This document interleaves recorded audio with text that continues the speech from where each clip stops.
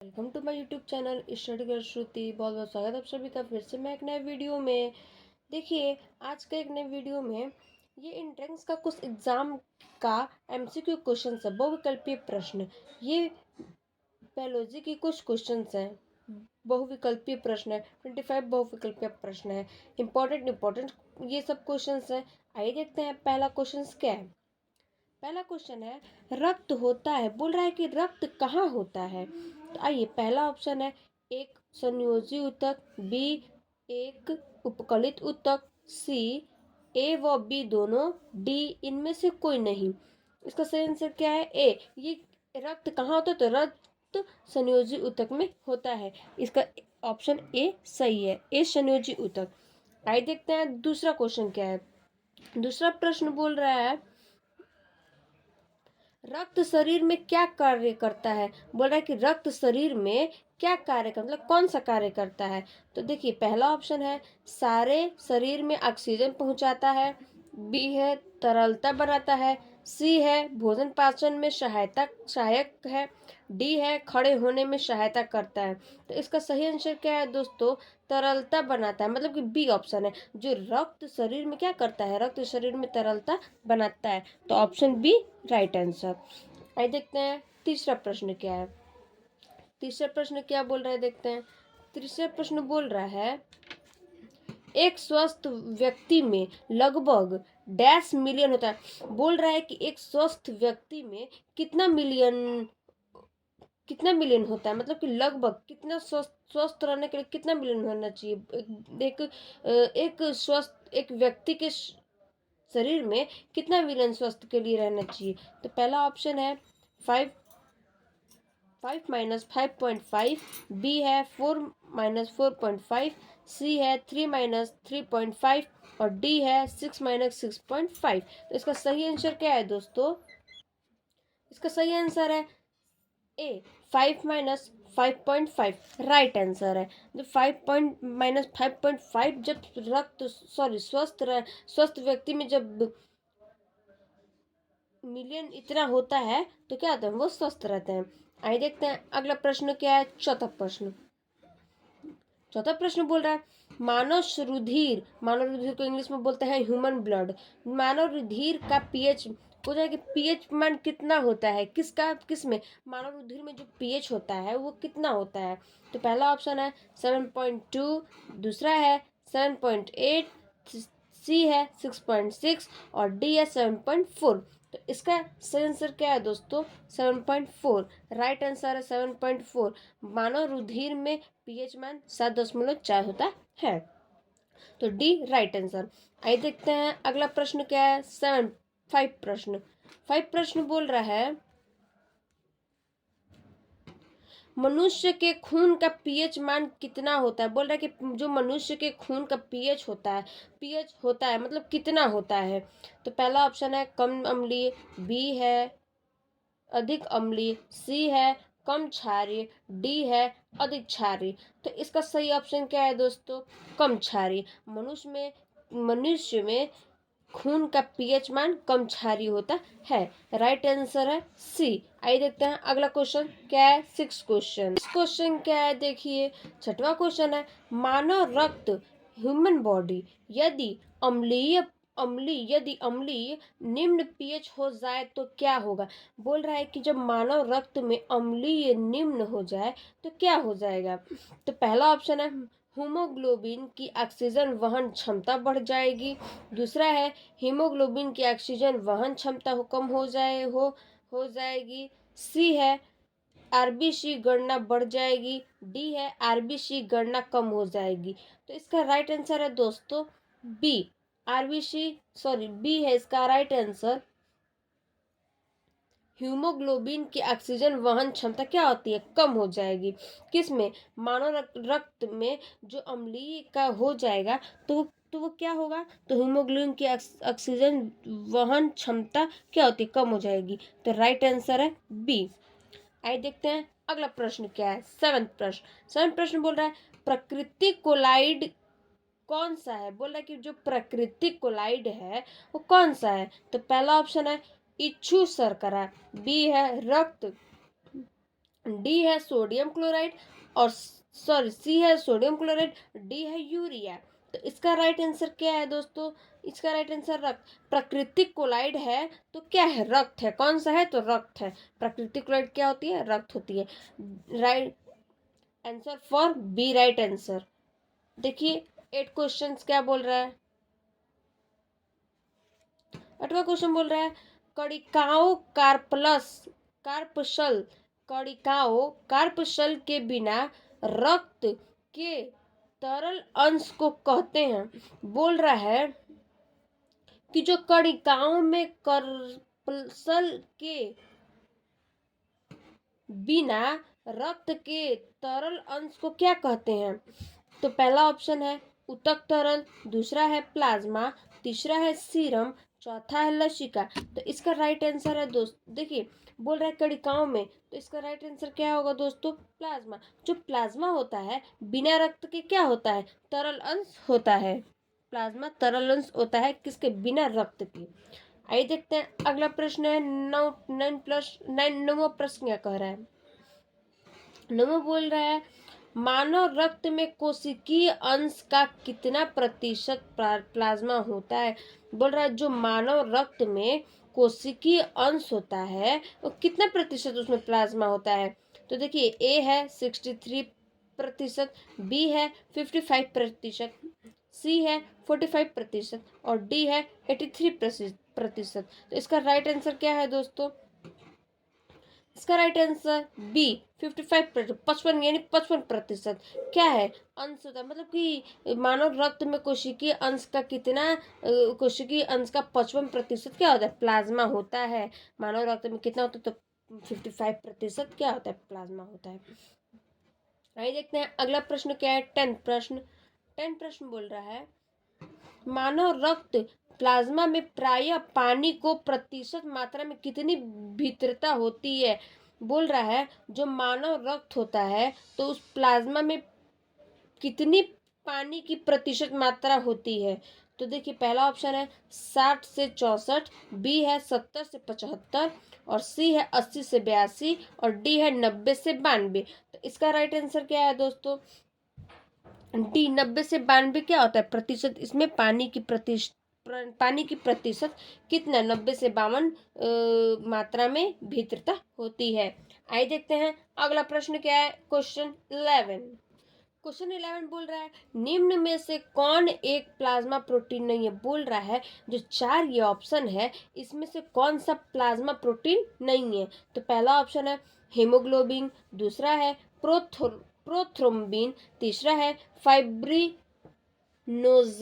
नोजन, D है globulin. तो इसका राइट आंसर है दोस्तों हीमोग्लोबिन। जो हीमोग्लोबिन है वो क्या है? प्लाज्मा प्रोटीन नहीं है। बाकी ये फाइब्रोजिनोजिन, प्रोथ्रोम्बिन, ग्लोबुलिन क्या है? ग्लोब्यूलिन ये क्या है? तो प्लाज्मा प्रोटीन है ये सब। और ये जो हीमोग्लोबिन है ये क्या है? हीमोग्लोबिन ये प्लाज्मा प्रोटीन नहीं है।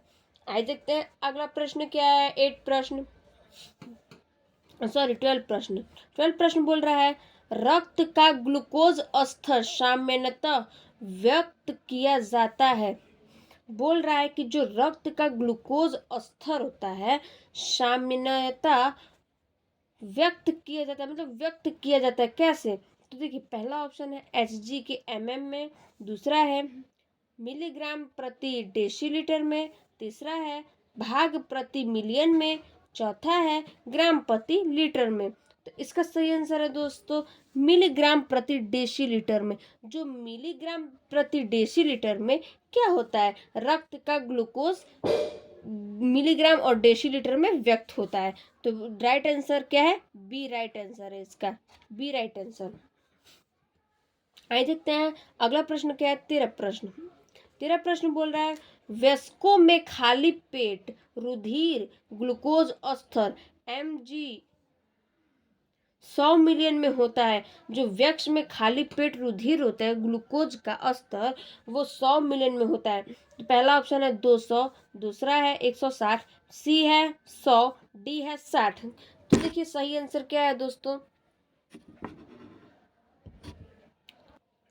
तो सही आंसर है दोस्तों सी 100, जो व्यक्ति में खाली पेट रुधिर ग्लूकोज का कितना होता है, 100 मिलियन में होता है। आइए देखते हैं अगला प्रश्न क्या है, 14 प्रश्न। 14 प्रश्न क्या बोल रहा है, मनुष्य में सामान्य निरंतर रुधिर शर्करा स्तर प्रति 100 मिलियन रुधिर होता है। बोल रहा है कि मनुष्य में मतलब कि निरंतर रुधिर शर्करा कितनी प्रतिशत होती है।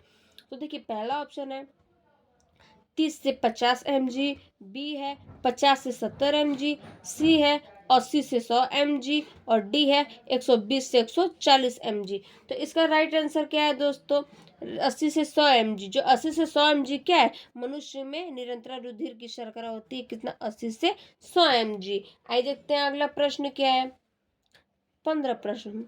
15 प्रश्न बोल रहा है वयस्क पुरुष में आरबीसी की सामान्यतः संख्या होती है। बोल रहा है कि जो वयस्क पुरुष होते हैं, जो वयस्क पुरुष होते हैं, तो उसमें आरबीसी की संख्या कितनी होती है। तो देखिए ए ऑप्शन है 5.5 मिलियन, बी है 5.4 मिलियन, सी है 4.5 मिलियन और डी है 4.0 मिलियन। तो देखिए इसका आंसर क्या है दोस्तों, 5.4 मिलियन इसका राइट आंसर है। जो वयस्क पुरुष में आरबीसी की सामान्यता 5.4 मिलियन होती है। This is right answer for 5.4 million होती है। आइए देखते हैं अगला प्रश्न क्या है, 16 प्रश्न। अगला प्रश्न है 16 प्रश्न, रक्तोत्पत्ति कहाँ होती है। बोला है कि जो रक्तोत्पत्ति होती है वो कहाँ होती है। तो पहला ऑप्शन है फेफड़े, दूसरा है अग्राशय, तीसरा है जिगर और चौथा है अस्थि मज्जा। तो इसका राइट आंसर है दोस्तों अस्थि मज्जा। जो अस्थि मज्जा होता है उसमें क्या होता है, रक्तोत्पत्ति होती है, मतलब कि रक्तोत्पत्ति में अस्थि मज्जा होती है। आइए देखते हैं अगला प्रश्न क्या है, 17 प्रश्न। लगभग रक्त कणिकाओं का औसत जीवन काल लगभग कितने समय का होता है। बोल रहा है कि जो लाल रक्त कणिकाएं होती हैं उसका औसत जीवन काल कितना होता है, मतलब लगभग कितना समय तक रहता है। तो पहला ऑप्शन है 100 से 200 दिन, दूसरा है 100-120 दिन, तीसरा 160 से 180 दिन, चौथा है 150 से 200 दिन। तो इसका राइट आंसर है दोस्तों 100 से 120 दिन। मतलब कि जैसे लाल रक्त कणिकाओं का औसत जीवन काल लगभग 100 से 120 दिन क्या होता है, समय तक होता है। This is right option for B, 100 से 120 दिन। आइए देखते हैं अगला प्रश्न क्या है, 18 प्रश्न। 18 प्रश्न बोल रहा है पुरानी और नष्ट प्राय लाल रक्त कणिकाएं कहाँ नष्ट हो जाती हैं। बोल रहा है जो पुरानी कणिकाएं होती हैं और जो लाल रक्त कणिकाएं तो वो कहाँ नष्ट हो जाती हैं। तो मतलब कहाँ, मतलब खत्म, नष्ट मतलब खत्म कहाँ हो जाती हैं। तो पहला ऑप्शन है प्लीहा, दूसरा है यकृत, तीसरा है आमाशय, चौथा है अस्थि मज्जा। तो मतलब ये कहाँ मस्त हो जाती हैं, तो ये प्लीहा में क्या होती है मस्त। जो पुरानी और अष्टप्राय लाल रक्त कणिकाएं होती हैं वो कहाँ, प्लीहा में क्या होती है, नष्ट हो जाती हैं। This is right answer for a, प्लीहा। 19 नंबर है, 19 नंबर है निम्नलिखित में से कौन मानव शरीर के विभिन्न अंगों का ऑक्सीजन वाहक है।